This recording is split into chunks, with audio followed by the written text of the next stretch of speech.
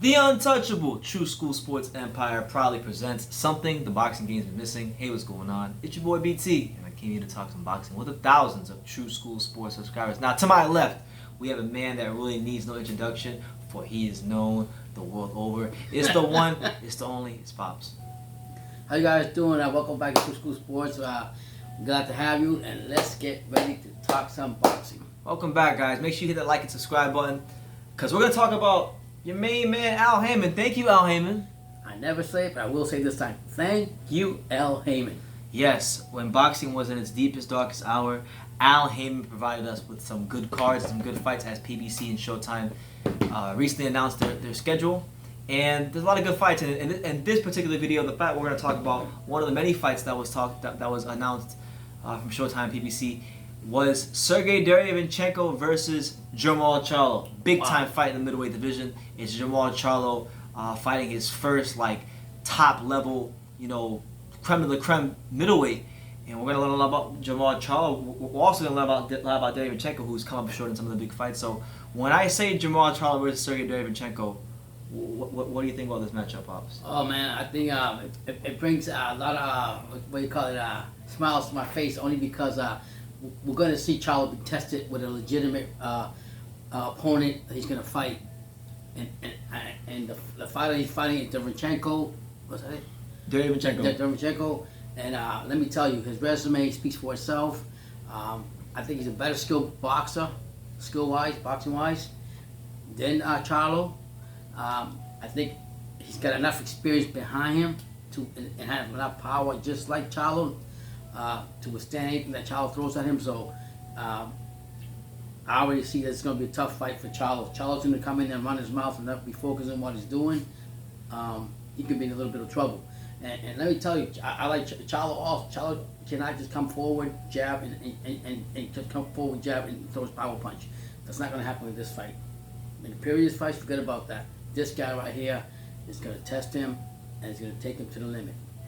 Yeah, and it's interesting because, when we look at, going back to Sergiy Derevyanchenko, when we look at the resume of Sergiy Derevyanchenko, obviously he has his two most notable fights, the fight with Golovkin, which is close, the fight with Jacobs, which is close, in which he both scored losses. But if you just get outside of that, right, and look at some of the guys he's fought on the way up, this guy is one of the most battle-tested middleweights in the world today. Aside from those two, even aside from those two fights, we look at some of the names in his resume. He stopped Mike Guy. Mike Guy was a tough fighter. Mike Guy has beaten Eric Moon. Mike Guy beat Dennis Duglin.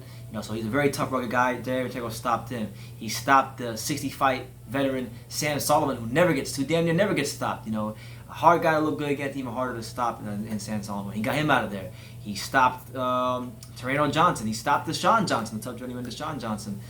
Beat Jack Colque, who many of us know and remember gave Andrade a tough fight many years ago and lost by this much against him. So Derevyanchenko is very experienced. He's definitely ready for. He's definitely gonna not cower to a guy like Jermall Charlo. We know that he's gonna come and bring his best. He is the shorter fighter. He's coming in at 5'9". Jermall Charlo's coming in at 6 feet tall, and I believe Charlo has about a 6-inch reach advantage. So it's gonna be interesting to see how Charlo uses that reach advantage against a guy like Derevyanchenko. From the Charlo side of things, his run at middleweight isn't quite the run that he had at 154 when he was knocking out guys like Julian Williams.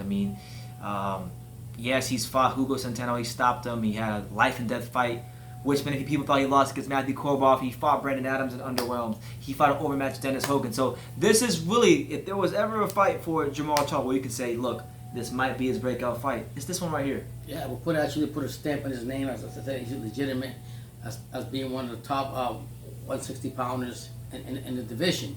But like I said, I personally got him just by the skin of my teeth.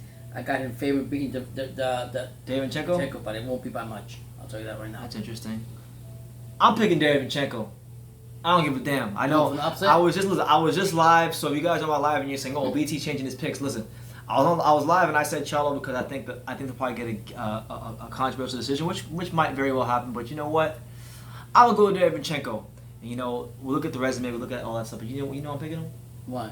He trained at South Florida at Warriors Boxing Gym.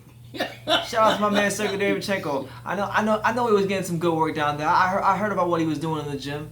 So listen, this makes it an easy fact for me to pick. I'm picking Derevyanchenko. He trained the Warriors boxing gym. Yeah. People are gonna say, well, that's a stupid reason to pick somebody. You're picking him because he trained at a gym in your area. But y'all don't understand. See, that's how I know y'all don't understand out there. But you know what? But you're gonna find out fight night. You're gonna find out. No, but all jokes aside, one thing I'm very interested to see from Derevyanchenko and Charlo is Charlo is a guy. If we look at his last 2 fights in particular, he fought guys that were smaller fighters that came up. One in Dennis Hogan, the other in Brandon Adams, and he's been able to kind of set the pace by with his jab, kind of wait on the outside, look for counter-punching opportunities. He didn't really fight any guys and he hasn't fought any guys at middleweight that you could say really pushed him to fight at a fast pace. Derevyanchenko is a guy that can make Charlo fight at a very fast and frenetic pace, and I think that Jermall Charlo is going to struggle in spots this fight with the pace of Derevyanchenko. I'm looking very forward to seeing how he deals with the pace that Derevyanchenko sets, because I don't think he's ever fought a fighter that can set the kind of pace that Derevyanchenko is capable of setting. Yeah, I mean, like I said, you could put it this way: Charlo has fought nothing but appetizers, and now he's coming to the. You mean gumball machine? Yeah, gumball machine fighters, appetizers, and now he's actually coming to the table to fight and eat his main meal. And we're going to see what's going to happen with him.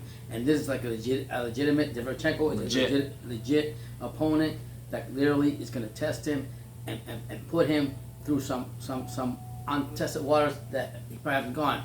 I mean, don't get me wrong. He is tough. He's tougher than his other brother. He's got that power, but and he's going to bring it. But you just can't, like I said, just jab, just full speed hitting. And that's it. The experience that Derevyanchenko has in front of his resume speaks for itself. Hold on a second. Aren't you the one that always says experience overcomes all? What happened to all that? You always pick the old guys with all the experience. Now you don't want to pick the guy with experience. No, what's up with that? I totally agree with it. I mean, and plus from the Ukrainian fighters right now, I think that Ukrainian fighters coming to the boxing world has done pretty good. I see him like giving him a tough fight. And yeah, you're right. I always say that, but for me, I just think Charlo, this Charlo right here is not going to be denied. I just think just get that little edge. I think the power. Think he's got the X factor to get him over the hump. That's it. I think, and that's what I'm going to. I usually go with my gut feel. I'm taking Charlo in this fight. Okay, well listen, I'm gonna say it like this.